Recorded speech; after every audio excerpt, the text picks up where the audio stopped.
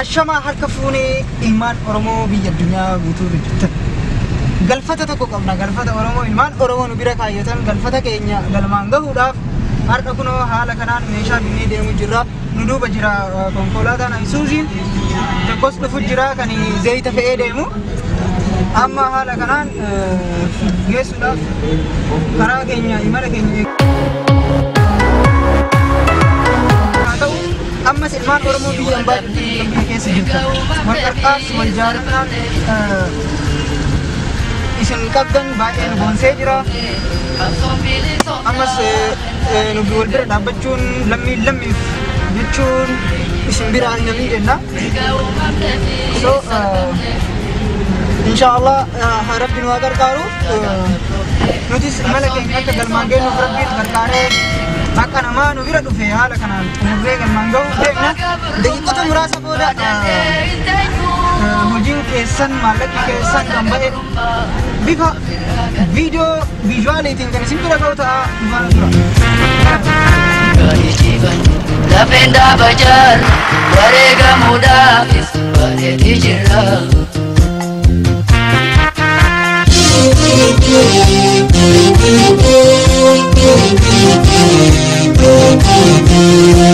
Birkanna agafal manna nimona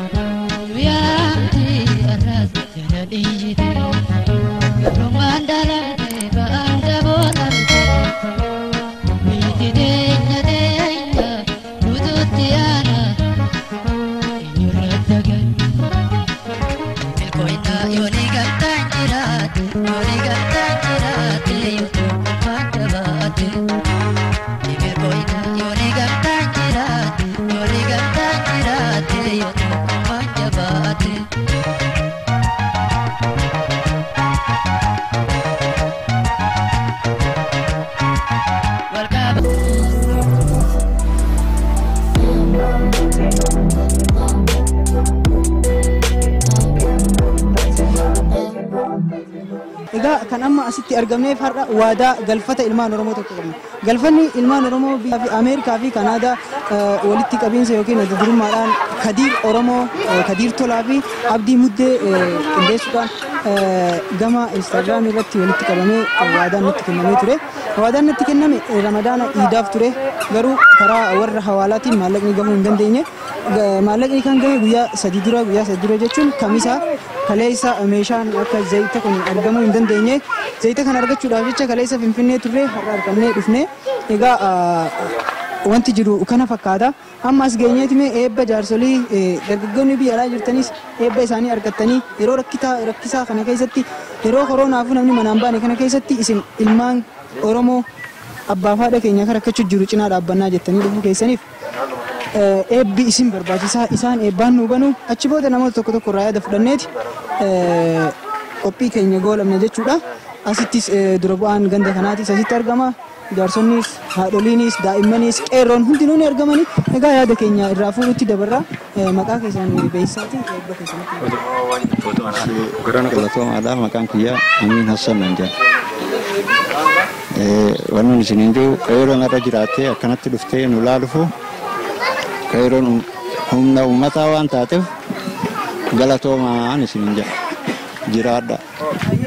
Warri biyya ambaa jiran sun yeroo ammaatti fakkeenyaaf Ameerikaan kaanii cufaadha. Mana isaa ta'anii haala dalagaa hin jirre jiranii sanumarraa waan qaban $5 fudhanii walitti bitaniitiif yaadatanii mee isaanis rabbi eebbisaan. Isaanillee haa galatoomanii bakka jiranitti dhukkuba gizeedhaa amma dhufe kanaa waliin rabbi irra isaanillee haa aansu walumaanu nutis warra gartee irra aanee hamjii galfatu walii rabbi nu haa godhumsi hin jedhu.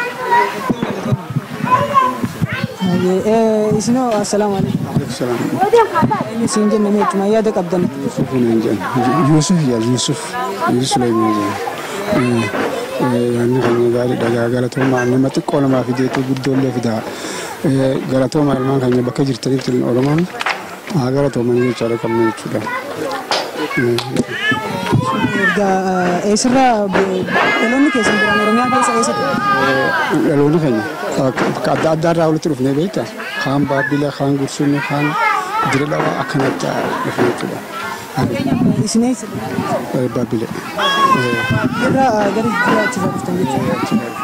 Isinoo? Nutilleen magaalaa Jawwal irraa dhufne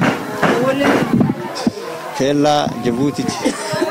Achirraa Dirree nu fidanii qeeraa bakka jedhamtu achitti mangistiin nu qubsiiftee achitti hanga gizee teenye achirraa akka carraadhaa as dhufne jechuudha. Wanni dhaammattan maaltu jiramee fakkeenyaaf mootummaanis warri viidiyoo kana ibsaa ilaalan nama hedduutu ilaala. Dhaamsi nama bira nu haa gahu jetta yoo jiraate wanti dhaammatta yoo jiraate yookiin ijoollee warra biyya alaa jiraatus ta'e mootummaattis ta'e yookiin immoo rakkoon amma jiru yoo jiraate gara uummanni akka isin beekuuf rakkoo kana wanni himachuu barbaadde yoo Kanaafuu wanni isiniin jiru galatooma qeerrooni nuti akka nama gartee hidhamee hidhaa keessa jiruuti har'aa dhuftanii nu ilaaluu keessaniif galatoomaadha. Karaa cufaa fi banaa isintu beeka akka fakkaatutti bakka isin mul'atte rakkina keenyas waan agartaniif isintu galmaan nu gahaa jechuudha. Hedduu galatooma. Jidduutti analleen irraanfatina anillee isinuma keessa warra coqonuu tokkoffaati barataadha.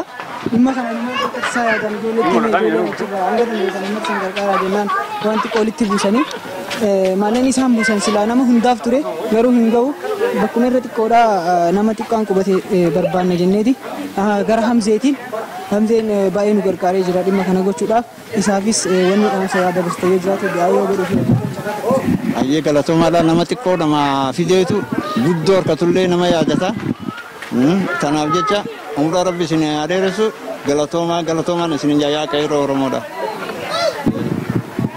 Egaa ammallee haadholiin hangafa teenyaame haadholii keessaayis nama tokko irraa yaadafuudha.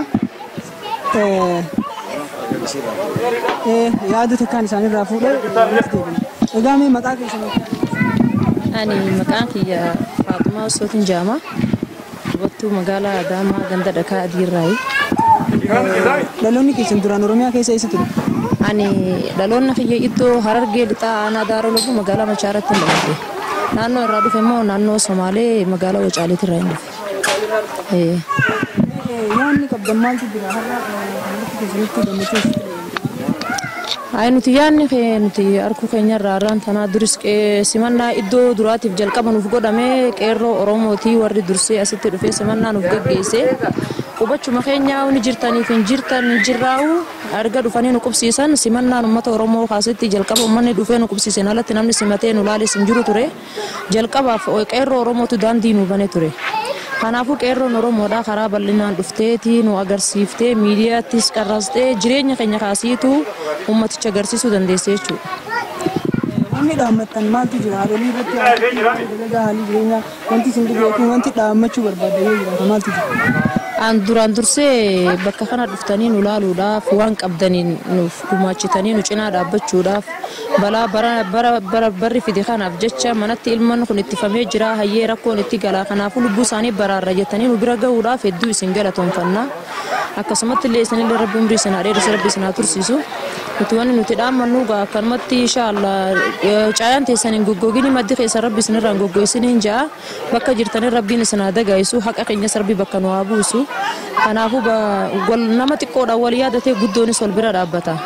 Kanaafuu nuti wanni sila dhaammannoo nuti qabnu dhibee baraaraa rabbi nu haa baraaru. Uummanni keenya bakka jirtanitti wal jabeessaa tokkummaa keenya akka gartee gaddoo sibiilaa kan jiine ta'utti wal cimsaa iddoo jirtanitti wal cinaa dhaabbadhaa dhibee baraa tanarraa illee akka wal baraartanii. Kanaafuu wanni uummata hawaasa kiyyaaf dhaammannoo qabu kana dhaammannoon mootummaaf qabnu nuuf yaada himaa ollus galma nuuf hin ga'u dhugaa oka dubbannu ta'e galma nuuf hin ga'u qaamaatu mana nu jira malee dhugaa rabbii sanitti nuti qalbiin teenya haala nu jirti. Nama keenya iddoo adda addaatiif rakkoo irra raawwatamaa jira lubbuu nama meeqaa gabaabbachaa jira qeerroo meeqaa biyya dhumaa jira maqaa oromummaatiin gabaabbachaadhaa jirra waan ta'eef turin jirree baasa duris namichi dhoysee balleessaadhaa ture akka baasa amma deemaadhaa jiru kanan agarre.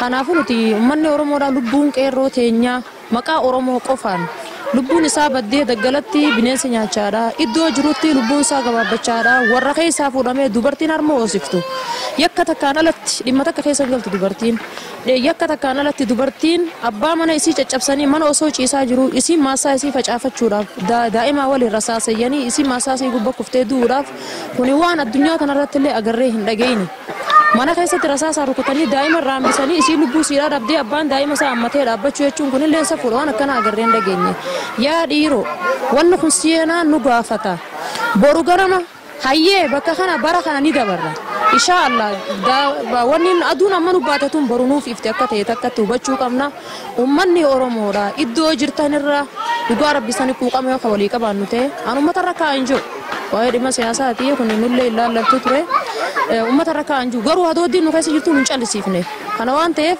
iddoo jirtanirra nama keenya wal dammaysaa bakka jirtanii iyya walii dabarsa maaliif ta'e iyyi walii dabarsinu kun rakkoo namarra uumaa osoo hin taane ummata keenya kanarraa ummanni kun warri gartee rakkoo raawwachaa jiru kan akka dhaabbatu oromoorraa dhalatee oromiyaa guddatee nama isaa saba isaa kamiidhaadhaa jiru kanarraa harka akka deeffatu booddees bakki itti kufu hin qabu waan ta'eef harka isa bakka itti kufu akka hin dhabne iddoo isaa haala gaarumfachuu namni maal jedha takka gaafa aangoo qabdu nama keetiif ta'e takka lafa keetiif ta'e jedha arra nama fiitiif ta'u lafa fiitiif ta'uudha malee sirna alagaan ifiifuu alaanurra xiyyeeffattee jirtu keessa nuti akka waliin nyaanna humna kophaadhaa ta'uu baafamte ta'e dhuguma rabbi sanitti oromoodhaaf kophaa baafamte ta'e dhugaa akka dubbannu ta'e oromoo humaa takka irraan fuudhanii ani wanni nan qabu oromoo irraa humaa fuudhuu hin danda'an dhumnee hin dhabamne waan ta'eef kanaafuu akkuma gartee labsa gadhiisanitti labsa gaarii jala erganii gorsa gaarii jala erganii akka ummata kana harka ummata keenya irraa sassaabbatan akka nuuf godhaniin jedhan. Hedduu galatooma. Ayyeessinillee galatooma. Xumuruuf kaanee jirra qophii keenya mee xumura irratti yoo durbaan ganda kanaa Hamzeen as jira mee isarraa illee yaada gabaabaa tokko fudhannee waan jiru akka nu ibsu gama namaan isatti isin dabarsa.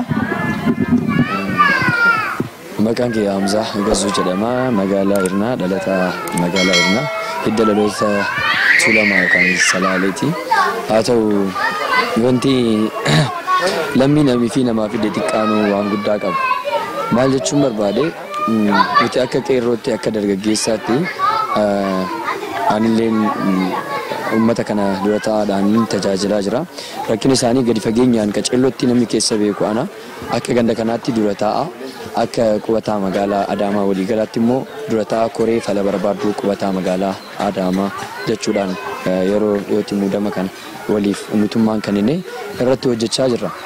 Haa ta'u rakkoon ummata kanaa baay'ee gadi fagoodha. Waan nu fiddan kanaaf rabbiin isin haa yaadatu nama nu yaadate hunda qeerroo amma maqaa waamtan kana hunda rabbi isin haa yaadatu rabbi isin haa kabaju rabbi isin haa guddisu aantummaan sabni Oromoo akka Oromootti akka hordoftoota amantii Islaamaattis walii yaaduu qabu kana garuu maal jechuun barbaada gadi fageenyaan rakkoon ummata kanaa gara mootummaatiinis furamaa hin jiru yoo jennu kuni waan aduun guyyaa harreen bal'aa jedha Oromooni akkuma argitanii waan biyyi guutuun beekuudha qubataan magaalaa Adaamaa keessaa maaltu adda godha yoo jenne sagaleen isaa ukkaamamee jira miidiyaan sagalee ta'uuf hin jiru yoo sagalee ta'aaf jedhe miidiyaan hin ari'ama miidiyaan yoo sagalee nu ta'a jennee qubataan magaalaa Adaamaa hojii qaba jedha parsantii 3% hojiin qabu ani immoo hojjedhee buluu hin danda'a akka nama tokkootti garuu hawaasa kana bakka hin jirreetti hojiin hojjedhu natti hin tolu jedhee hojii tola ooltummaa warra hojjetu wajjin wal qunnama hawaasni kun akka gargaaramuun ifaajaa jira jechuudha maaliifin kana ifaajaa yoo ummanni kun jiraateedhaan kan as jiraadhu yoo bakka hawaasni kiyyaa hawwan kiyyaa abbootiin kiyyaa qeerroon yookaan ijoolleen ala ola deemtuun miidhamaa jirutti akkamitti taa'uun keessi koo hayyama jedhee hojii tola ooltummaa warreen ammallee danda'an yoo jiraate wanti nu fiddan kuni baay'ee guddaadha nu biratti.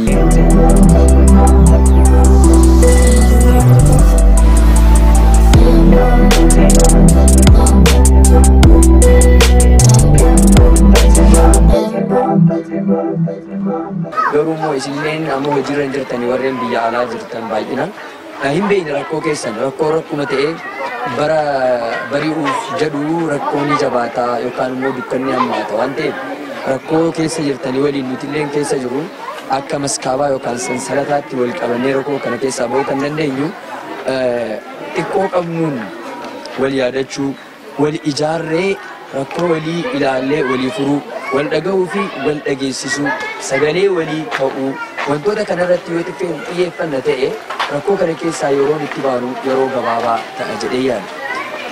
Rakkoon as keessa jiru tokko lama jedhamee yoo kaafamu rakkoo dinagdee qabna. Oromoon waadaa nutti hin beekne kaleessa Oromoon waadaa nu galee qaba. Waan tokko jedhee ofii olitti isin jiraachifna jedhee birrii guddaa walitti qabsee jira. Birriin san garuu armaarraa eessa ga'ee namni nutti dubbatu jiru. Nuti hojiitti galuu barbaanna. Hojiitti gallee waadaa Oromoon nu galte sana guunnee ifii olitti Oromoo ifii oli isin jiraachisne jette nuti immoo hojii gara keessa gallee Oromoo leelliiftu Oromiyaa badhaate Oromiyaa guddatte Oromiyaa dinagdeedhaan badhaate hawaasa ifii olitti isin jiraachisaniif gatii kaffallu ta'uu barbaanna. Nuti siidaa Oromooti qubattoonni. Qubataan bakka kudha takka nu qubate siidaa Oromooti. Maaltu siidaa nu godha? Siidaa kaanii wanti adda nu godhu yoo jiraate siidaan kaan dhaabbatee hin nyaatu hin dhugu. Nuti garuu hin nyaanna hin dhugnu. Nuti daleegnee guddannee of bira dabarree hawaasa biraallee gargaaruu dandeenya booru. Siidaan kaan immoo hin taa'a seenuma ta'uu danda'a malee keessa darbee gargaaruu yookaan immoo deemee hawaasaaf qabsaa'uu hawaasa Oromootiis bakka bu'ee seenaa Oromoo bifa sagaleetiin dabarsuu danda'u. Nuti immoo kana hunda godhuu dandeenya. Tokkummaan nuun argame isa yoo diigamu kana ol wanti nu miidhu jiru. Nuti tokkummaan nuun argame isa yoo diigamu keessi keenya achirraa madaan jalqaba. Dogongorri eessatti uumame eessarraa kee jechuudhaaf arraan tana dubbachuuf yeroon hin geenye ta'a. Garuu immoo yeroon ga'aa jira waan ta'eef warri biyya alaa jirtanis ta'e dhaabbanni kamuu dhaabbanni jiru hundinuu sagalee ukkaamuu ta'e kan qubattoota magaalaa Adaamaa kan hamma dandeessanitti akka nuu baastan. Nuti waa tokko keessa hin jiru amma arraa jechuudha. Iyyata tara 5 yookaan immoo marraa 5 galfannee jirra. Iyyatni keenya isiniif deebi'e jedhee immoo waggaa tokko guutuu lafarraa harkifamne hojiittis galuu dadhabne hawaasni keenya rakkoo keessaa bahuu dadhabee hawaasni keenya yoo inni dubbadha jedhe immoo shororkeessaa jedhama. Afaan hin beekneen arrumaan tana yoo ati hawaasni kiyya rakkatee maaliif rakkoo isaa kana keessaa hin baasne ijaartanii jenne arrumaan tana kaanee shanee jedhamna yookaan maqaan biraa nutti mogga'a.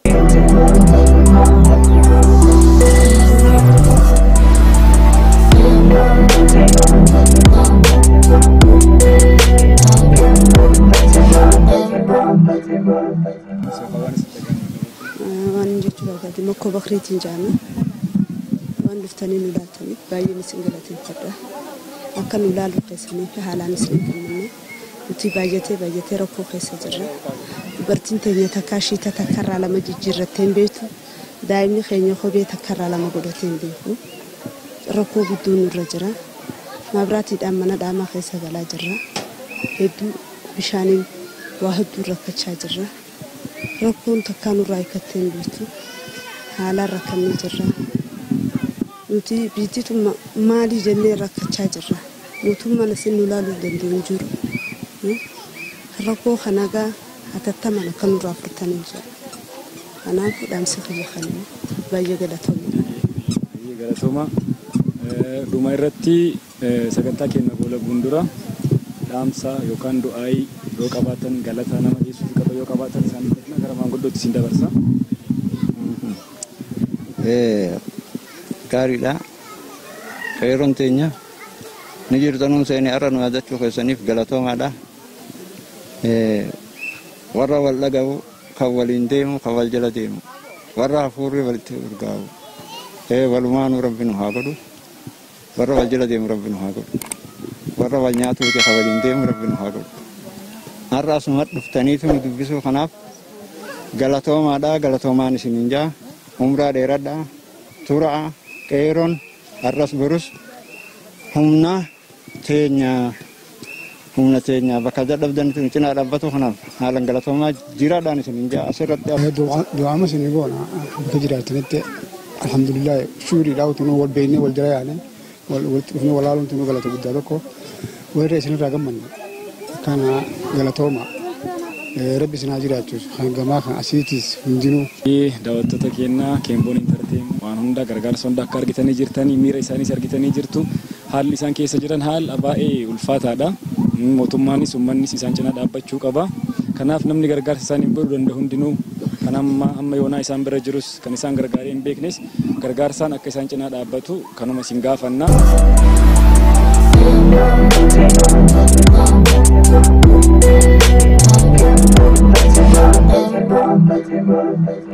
Keenya har'a guyyaa har'aa kana guyyaa Mee 29 kana jechuudha.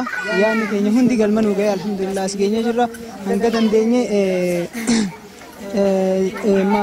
daakuu kuntaala 52 fi akkasuma zayita kartoona 10 jechuun kiloogiraama 1,700 fi wayi kiloogiraama 4,433 ta'e waanuma nyaata guyyaa tokkos ta'e hanga danda'ameen isaan gahaa fi miti guyyaa tokkos yoo nyaatan namni hanguma qabu waliin adda qoodamee nyaata jechaa fi malee kun nama gahaa jechuu fi miti. Egaa hanga nuti yaalle kana agartanii warroonni abbootii qabeenyaa taatan warroonni qaama mootummaa keessa jirtan warri waa mijeessuu dandeettan akkasuma warri biyya alaa jiraatanii ummata Oromoo kana qarqaaruu barbaaddanii karaa ittiin qarqaartan dhabdan ummata kana qarqaaraa ummata kana keessa ilaalaa akkuma isin ilaaltan kan isaan keessa jiraatan mana qorqoorrooti manni qorqoorroo baay'ee qabbanaawaa yeroo kaan ni oowwaa daa'immantu jira dubartootaa jira akkasuma qaama meeshaalee qulqullinaa irraa ka'ee yeroo ammaa kana keessatti faa ispeeshaalii waan akka maaskii nama bitachuu hin dandeenye jira qarshii 20 baasee akkasuma meeshaalee qulqullinaa akka daayiparii wantoota garaagaraatiinis uummanni kun qarqaaramuu qaba jenneeti yaanna. Nuti warri dargaggeessa akka barbaannettis gadi baanee hojjanneettis jiraachuu hin dandeenya jaarsotii jira dubartoota manguddoo gadi baanii hojjechuu hin dandeenye jira daa'immantu jira kanneen akka argitaniif egaa gamanumaan hanga dandeenye nutis waadaa isiniif gallee jirra yoo xiqqaate hanga ammaatitti wanti nu qopheessine yoo xiqqaate namoota 437 ol yoo kiiloogiraama xixiqqeessanii yookiin kiiloogiraama 3 fi zayitii liitira tokko yoo kan kannaniif kan gahu jechuudha garuu ammaaf walumaa galatti wanti nuti qabannee dhufne kana fakkaata. Baay'ee isin jaalanna uummanni Oromoo warri ala jirtanis warri gargaarsa nu gootanis warri ammas nu godhuu barbaaddanis kara kamiinuu nu qunnamtanii uummata kanas uummata biraatis biraan isin gahuu dandeenya. Baay'ee isin jaalanna baay'ee galatoomaa rabbiin dhibee kana nurraa kaasuu jenna nu faana tura nu irraanfatina.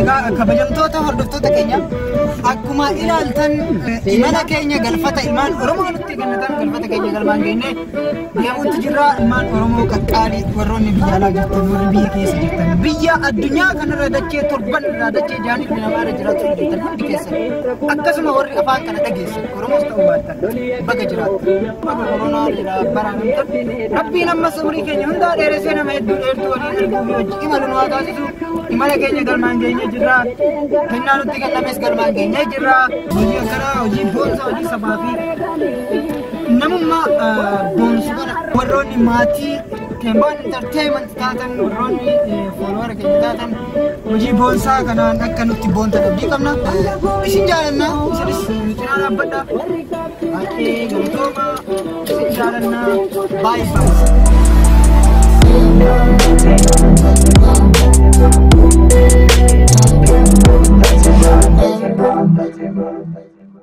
Nada burreda, botasi da besas bata, kanachi gore, kanisas gore, gargar facane, kenya malata, jedime.